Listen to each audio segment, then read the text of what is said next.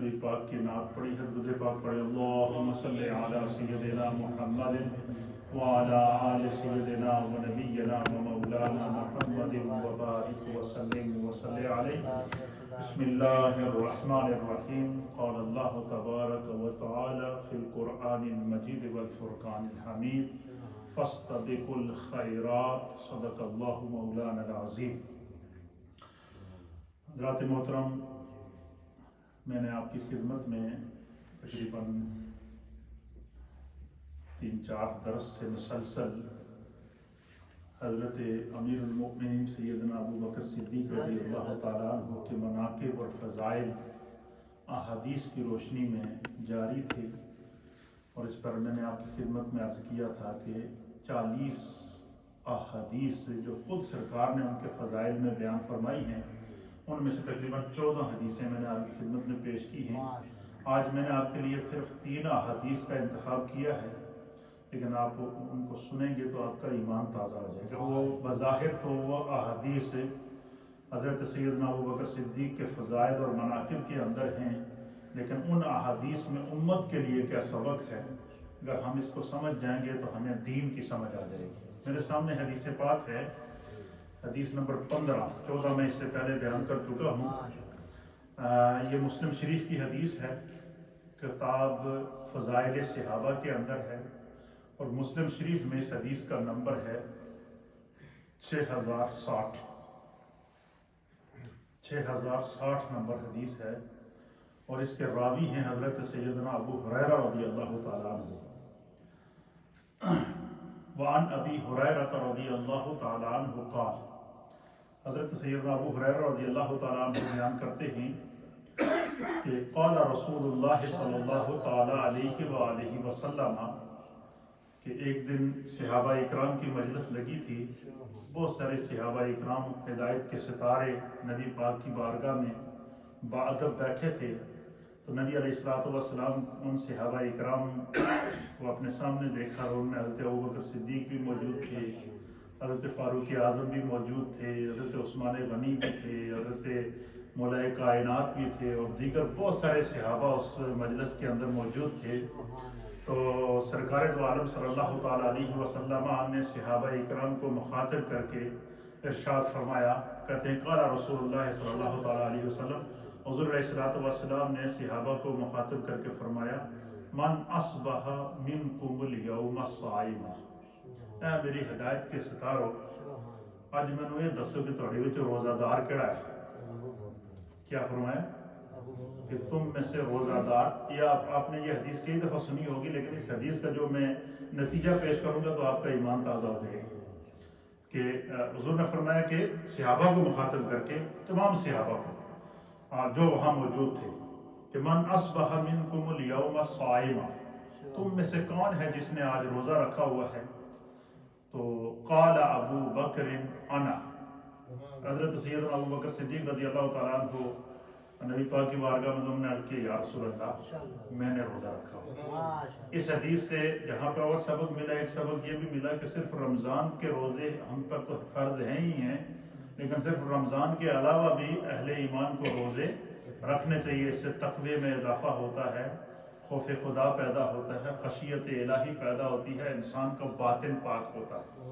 حضرت ابوبکر صدیق نے عرض کیا، انا، میں نے، قال، کہتے ہیں پھر نبی علیہ السلام نے فوراً دوسرا سوال کیا، اور حضور علیہ السلام نے فرمایا، فمن تبع منکم الجنازۃ، آج تھوڑے وچ کوئی ایسا بھی ہے کہ جو اپنے کسی مسلمان بھائی یا بہن دے جنازے بھی شریک ہویا ہو؟ قال ابو بکر، بس حضرت ابو بکر صدیق رضی اللہ تعالیٰ عنہ نے پھر کھڑے ہو گئے اور پھر کہا، انا یا رسول اللہ، یا رسول اللہ آپ کے ابو بکر نے آج جنازے میں بھی شرکت کی ہے۔ قال، پھر نبی علیہ السلام نے تیسرا سوال کیا، حضور نے کہا، قال فمن اطعم منکم اليوم مسکینا، حضور نے فرمایا تھوڑے وچ کسی نے کسی غریب مسکین نو کھانا کھلایا؟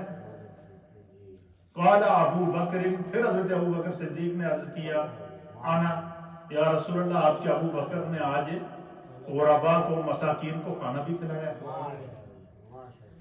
کہتے ہیں پھر نبی علیہ السلام نے چوتھا سوال کیا. کیا سوال کیا؟ قال نبی علیہ السلام فمن عاد منکم اليوم مریضا، آج تھوڑے بچے کوئی ایسا بھی ہے کہ جس نے کسی مریض کی عیادت کی ہو؟ قال ابو بکر، پھر حضرت ابو بکر صدیق کھڑے ہو گئے اور آپ نے عرض کیا انا یا رسول اللہ، آپ کے ابو بکر نے آج مریض کی بھی عیادت کی ہے. فقال رسول اللہ صلی اللہ تعالی علیہ وآلہ وسلم، پس رسول اللہ صلی اللہ تعالی علیہ وسلم نے فرمایا مجتمعنا فی امر الا دخل الجنہ. حضور نے فرمایا کہ کسی ایک دن میں کسی بندے کے اندر، کسی بندہ مومن میں اگر یہ ساری صفات، ساری عادتیں شامل ہو جائیں، وہ سوائے اس کے کہ وہ جنتی ہے اور کچھ نہیں. اچھا، اس حدیث کے اندر جو بات سمجھنے کی ہے وہ کیا ہے کہ نبی علیہ السلام نے تمام صحابہ کو بٹھا کر یہ عام زندگی کے جو معمولات ہیں، جو روزمرہ کی زندگی میں ہمیں پیش آتے ہیں، ان کو پیش کیا. تو ایک اس میں سے ہمیں جو سبق ملا ہے کہ ہمیں اگر کوئی بیمار ہو تو اس کی عیادت بھی کرنی چاہیے، کوئی ضرورت مند ہو تو اس کی مدد بھی کرنی چاہیے، کوئی مریض کوئی فوت ہو جائے تو اس کے جنازے میں بھی شرکت کرنی چاہیے، اور اپنے باطن کو پاک کرنے کے لیے ہمیں روزہ بھی، رمضان کے علاوہ بھی روزے رکھنے چاہیے. اس حدیث کے اندر 4 سبق تو یہ ہے. چوتھا یہ کہ یہ نبی علیہ السلام نے تمام صحابہ اکرام کو بٹھا کر یہ بات کیوں پوچھی؟ اس کی وجہ کیا تھی؟ اس کی حدیث کی شرح کے اندر ہمارے محدثین اور مفسرین نے اور شارحین حدیث نے لکھا ہے کہ اصل میں نبی علیہ السلام صحابہ اکرام کو یہ بتانا چاہتے تھے کہ تمہارے جو روزمرہ کے اعمال ہیں نا، ان اعمال میں بھی کوئی صدیق اکبر کے عمل کے برابر نہیں ہے. یعنی اللہ تعالیٰ نے حضرت صدیق اکبر کو انبیاء کے بعد افضل ترین جو اللہ نے مرتبہ عطا فرمایا ہے، وہ صرف ہے وہ اعمال کے اعتبار سے بھی افضل ہیں، تقوی کے اعتبار سے بھی افضل ہیں، مرتبہ اور مقام کے اعتبار سے بھی افضل ہے، روحانیت کے اعتبار سے بھی افضل ہے، منصب خلافت کے اعتبار سے بھی افضل ہے. یعنی اللہ تعالیٰ کے حبیب علیہ السلام، یعنی کوئی بندہ یہ نہیں کہہ سکتا کہ کسی نہ کسی، حتیٰ کہ آپ دوسری حدیث سماعت فرمائیں آپ تو، اور اس حدیث کی تائید میں دوسری حدیث، ایک دفعہ نبی علیہ السلام نے غزوہ تبوک کا موقع یا کسی اور موقع پر حضور نبی علیہ السلام نے فرمایا کہ اسلام کو مال کی ضرورت ہے. کیا ہے؟ اسلام کو مال کی ضرورت ہے. تو حضرت فاروق اعظم کہتے ہیں کہ ان دنوں میں میرے پاس مال تھا اور بہت زیادہ مال تھا، اللہ نے بڑا مال دیا ہوا تھا، کاروبار چلا ہوا تھا. تو کہتے ہیں صرف میرے دل میں خیال آیا. کس میں آیا؟ دل کے اندر یہ خیال آیا کہ آج میں اتنا مال اللہ کے راستے میں اور نبی علیہ السلام کے قدموں میں پیش کروں گا کہ انشاءاللہ مجھ سے زیادہ آگے کوئی نہیں بڑھے گا. کہتے ہیں یہ بات میں نے دل میں سوچی. کہتے ہیں اس سے پہلے بھی کئی دفعہ حضور علیہ السلام نے اعلان کیا کہ اسلام کو مال کی ضرورت ہے. صحابہ اکرام مال لاتے رہے، پیش کرتے رہے، لیکن حضرت عمر کہتے ہیں کہ اسی طرح صحابہ اکرام، اس دفعہ بھی حضور نے فرمایا کہ اسلام کو مال کی ضرورت ہے اور تم اللہ کے راستے میں جو خرچ کر سکتے ہو اپنی استطاعت کے مطابق خرچ کرو. تو حضرت فاروق اعظم کہتے ہیں کہ میں نے اپنے مال کو 2 حصوں میں تقسیم کیا، اور 2 حصوں میں تقسیم کرنے کے بعد آدھا مال میں نبی علیہ السلام کے قدموں میں لے کر آیا اور آدھا مال میں نے اپنے لیے، اپنے ضرورتوں کے لیے رکھ لیا. تو کہتے ہیں کہ دل میں خیال تھا، میں نے کسی سے اظہار نہیں کیا، دل میں یہ خیال تھا کہ آج انشاءاللہ اس نیکی کے باب میں آگے جاؤں گا. اس لیے میں نے قرآن پاک کی آیت پڑھی ہے کہ اللہ تعالیٰ فرماتا ہے کہ نبی علیہ السلام کی جو صحابہ تھے ان کی جہاں اور عادتیں تھیں، ان میں سے ایک عادت یہ تھی کہ فَاسْتَبِقُوا الْخَيْرَاتِ، یہ نیکی کے کاموں میں ایک دوسرے سے سبقت لے جاتے تھے. ان کا مقابلہ نیکیوں میں ہوتا تھا، نیکیوں میں وہ چاہتے تھے کہ ہم نیکیوں میں ایک دوسرے سے آگے بڑھیں. آپ مجھے بتائیں کہ کتنی بڑی تربیت ہے کہ صحابہ اکرام کے نیکی کے مقابلے میں ایک دوسرے سے بڑھنے کی کوشش. اب کہتے ہیں کہ جیسے ہی حضرت عمر کہتے ہیں کہ میں مال لے کر آیا نا، کبھی بھی کہتے ہیں اس سے پہلے میں نے جب بھی مال حضور کی بارگاہ میں پیش کیا کبھی بھی حضور نے مجھ سے نہیں پوچھا، لیکن آج میں جیسے ہی مال لے کر آیا حضور نے فرمایا عمر اللہ تیرے مال میں قبول کرے. یہ تو 10 ذرا اپنے کار والے واسطے بھی کچھ رکھیا ہی یا کہ نہیں. تو حضرت فاروق اعظم کہتے ہیں میں نے عرض کیا یا رسول اللہ، میں نے اپنے مال کو 2 حصوں میں تقسیم کیا آدھا اسلام کے لیے اور آپ کی خدمت میں پیش کر دیا، اور آدھا جو ہے وہ میں نے رکھا ہوا۔ کہتے ہیں میں بیٹھ گیا، حضور نے فرمایا اللہ تیرے اس سے محبت کو قبول کرے۔ کہتے دل میں خیال تھا، لیکن یہ بات بھی راز حضرت فاروق اعظم کہتے ہیں کہ یہ راز بھی میری سمجھ میں آ گیا کہ حضور نے اس سے پہلے کبھی نہیں پوچھا تو پیچھے کی چھوڑ کے آیا ہے۔ کہتے ہیں اتنی دیری گزری، تھوڑی دیر کے بعد حضرت ابوبکر صدیق آ گئے، اور صدیق اکبر اپنا سارے کا سارا مال لے کر نبی پاک کی بارگاہ میں آ گئے، اور سارے کا سارا مال لے کر جب نبی پاک کی بارگاہ میں آئے تو حضور نے فرمایا کہ ابوبکر اسلام اپنے لیے بھی کچھ چھوڑا ہے؟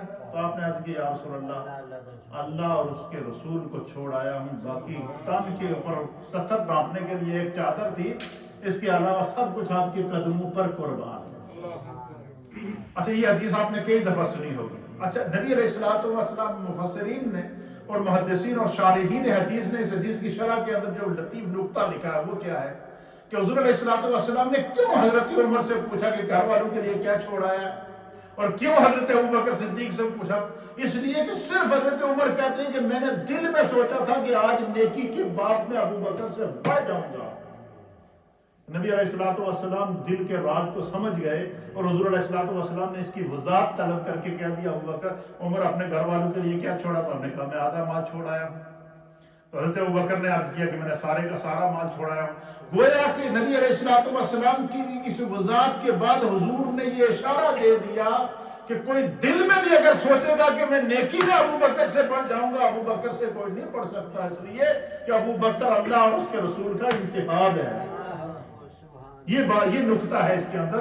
حضرت فاروق اعظم کہتے ہیں کہ خالی دل میں سوچا تھا کہ آج ابوبکر کو بڑھ جاؤں گا نیکی دے باب وچ۔ فرمایا نبی علیہ الصلوۃ والسلام نے اس کا بھی اعلان کیا، اور ابوبکر صدیق رضی اللہ تعالیٰ عنہ سے کیا فرمایا کہ حضرت ابوبکر صدیق رضی اللہ تعالیٰ عنہ نے جب کہا کہ میں نے اپنا سارا کا سارا مال اللہ کے راستے میں قربان کر دیا، تو کہتے حضرت فاروق اعظم کہتے ہیں کہ دل میں جو خیال کی سوچا تھا، میں واپس اپنے اس خیال سے رجوع کر کے توبہ کر کے میں اس نتیجے پر پہنچا ہوں، اور میں کہنے پر مجبور ہوا ہوں۔ پھر خود اس کو بیان کرتے ہیں کہ میں کبھی دل میں خیال بھی نہیں کروں گا کہ نیکی کے باب میں ابوبکر سے بڑھ سکتا ہوں۔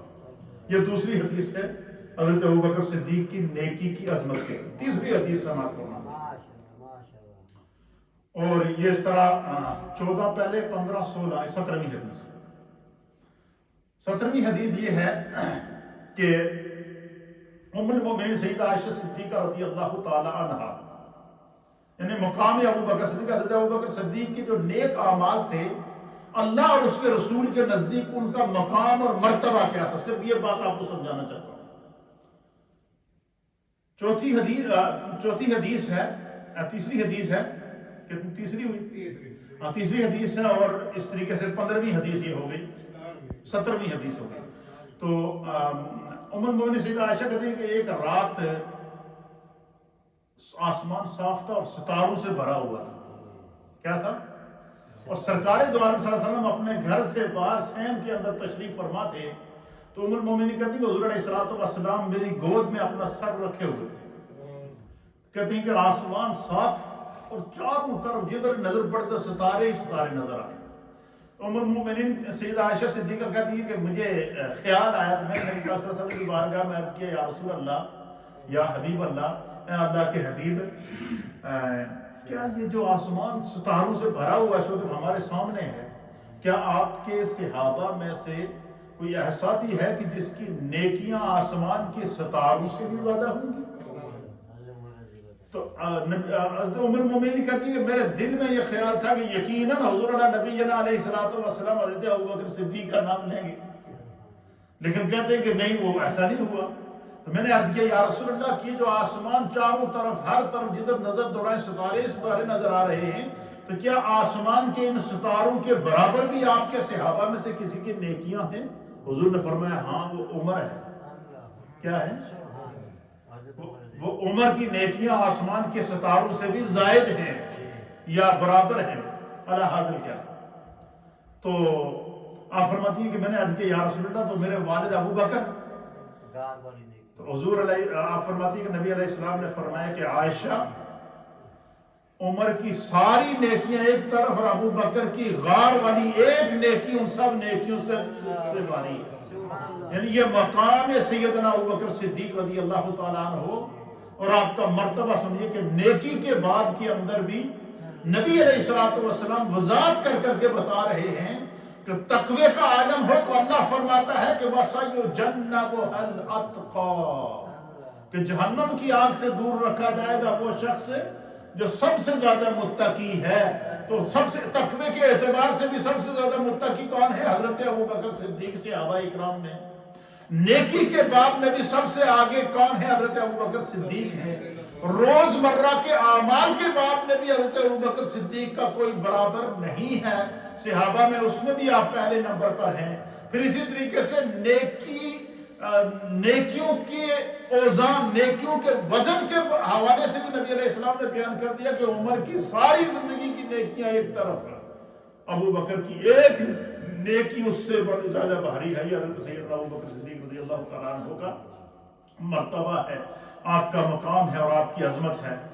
یہ نبی علیہ السلام نے سیدنا ابو بکر صدیق رضی اللہ تعالیٰ عنہ کی عظمت کو، آپ کے مرتبے کو اور آپ کے مقام کو اس انداز سے، بڑے خوبصورت انداز سے نبی علیہ السلام نے بیان فرما دیا.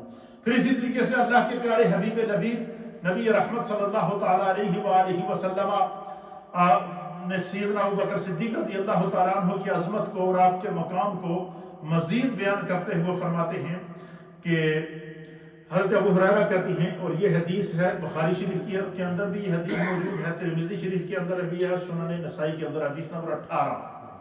حضرت ابو ہریرہ بیان کرتے ہیں کہ نبی علیہ السلام کو فرماتے ہوئے سنا کہ جس شخص نے ایک قسم کی دو چیزیں یعنی جوڑا اللہ کے راستے میں خرچ کی. کیا؟ ایک قسم کی دو چیزیں جوڑا کر کے اللہ کے راستے میں خرچ کی ہوں، اس کو جنت کے دروازوں سے بلایا جائے گا. اے عبداللہ یہ نیکی ہے. فرمایا کہ اس کو جنت کے دروازوں سے بلایا جائے اور کہا جائے گا کہ اے عبداللہ یہ نیکی ہے. سو جو نماز سے ہوگا وہ باب الصلاۃ سے بلایا جائے گا، جو مجاہدین میں سے ہوگا وہ باب الجہاد سے بلایا جائے گا، جو صدقہ کے باب میں ہوگا اسے باب الصدقہ سے بلایا جائے گا. فرمایا کہ جنت کے مختلف دروازوں سے، جو سیام سے ہوگا باب الریان سے بلایا جائے گا. تو حضرت ابو بکر صدیق رضی اللہ تعالیٰ عنہ نے عرض کیا یا رسول اللہ کیا کوئی ایسا بھی ہے کہ جس کو تمام دروازوں سے بلایا جائے؟ تو حضور علیہ السلام نے فرمایا کہ ہاں ابو بکر، جب تم جنت میں جاؤ گے جنت کے 8 دروازوں سے تمہارے لیے آواز آئے گی. پھر نبی علیہ السلام نے فرمایا کہ جنت کا دروازہ سب سے پہلے مجھ مصطفیٰ کے لیے کھولا جائے. کیا فرمایا؟ حدیث نمبر 19، سب سے پہلے جنت کا دروازہ مجھ مصطفیٰ کے لیے کھولا جائے گا. اور حضور نے فرمایا جنت میں میرے ساتھ ابو بکر. یعنی دنیا میں بھی جنت کی بشارت عطا فرما دی، دنیا میں بھی جہنم کی آگ سے آزادی کی بشارت عطا فرما دی. یہ سیدنا صدیق اکبر رضی اللہ تعالیٰ عنہ کی عظمت، آپ کا مقام اور آپ کا مرتبہ ہے. آخری حدیث اور پھر انشاءاللہ اس کے بعد ہم ذکر کرتے ہیں تاکہ 20 حدیثیں پوری ہو جائیں. ام المومنین حضرت عائشہ صدیقہ رضی اللہ تعالیٰ عنہ بیان فرماتی ہیں، آپ فرماتی ہیں کہ فرمایا کہ رسول اللہ صلی اللہ علیہ وسلم نے اپنی بیماری کے ایام میں فرمایا کہ تم میرے لیے اپنے باپ ابو بکر کو اور اپنے بھائی عبد الرحمن کو بلاؤ، حتیٰ کہ میں ان کے لیے ایک مکتوب لکھ دوں، کیونکہ مجھے خطرہ ہے کہ کوئی تمنا کرنے والا تمنا کرے گا اور کوئی کہنے والا کہے گا کہ میں ہی سب سے زیادہ خلافت کا مستحق ہوں اور کوئی نہیں، اللہ اور مومنین ابو بکر کے غیر کا انکار کر دیں گے. حضور نے فرمایا کہ میرے دنیا سے جانے کے بعد اگر کوئی ابو بکر صدیق کی خلافت کا انکار کرے گا یا ابو بکر صدیق کو چھوڑ کر کوئی خلافت کا دعویٰ کرے گا یا کوئی کسی کو خلیفہ بنائے گا تو فرمایا وہ نہ اللہ کو قبول ہے نہ مصطفیٰ کو قبول ہے. پھر اسی لیے حضور علیہ السلام نے فرمایا کہ ابو بکر کو اپنا ایام علالت کے اندر فرمایا کہ مرو ابا بکر فلیصلی بالناس، ابو بکر سے کہہ دو کہ لوگوں کو نماز پڑھائیں. تو ام المومنین کہتی میں نے عرض کیا یا رسول اللہ وہ رقیق القلب ہیں، اور نرم دل ہیں، آپ کو مسلح پہ نہیں پائیں گے تو وہ رونا شروع ہو جائیں گے، وہ نماز نہیں پڑھا سکیں گے۔ حضور نے 3 دفعہ فرمایا، حضور نے فرمایا کہ انہیں کہیں کیوں کہ اللہ یہ چاہتا ہے، فرمایا کہ ابو بکر کے علاوہ کوئی اگر امام بنے گا تو اس کی امامت نہ خدا کو قبول ہوگی نہ مصطفیٰ کو قبول ہوگی۔ یہ حضرت ابو بکر صدیق کا مقام، مرتبہ، عظمت اور رفعت ہے۔ یہ اصل بات بتانے کا کیا ہے کہ جو افضلیت ابو بکر صدیق ہے، یہ اعمال کے اعتبار سے بھی، تقوی کے اعتبار سے بھی، طہارت کے اعتبار سے بھی، انفاق فی سبیل اللہ کے اعتبار سے بھی، کیونکہ ان کے مال کی پاکی کو اللہ بیان فرماتا ہے، اور پھر اسی طریقے سے یعنی ہر اعتبار سے اللہ تعالیٰ نے حضرت ابوبکر صدیق کا انتخاب کیا ہے اسلام کے لیے اور مومنین کے لیے۔ اللہ تعالیٰ مقام سیدنا صدیق اکبر رضی اللہ تعالیٰ عنہ کو سمجھنے کی توفیق عطا فرمائے۔ 21 احادیث ہم نے پیش کی ہیں۔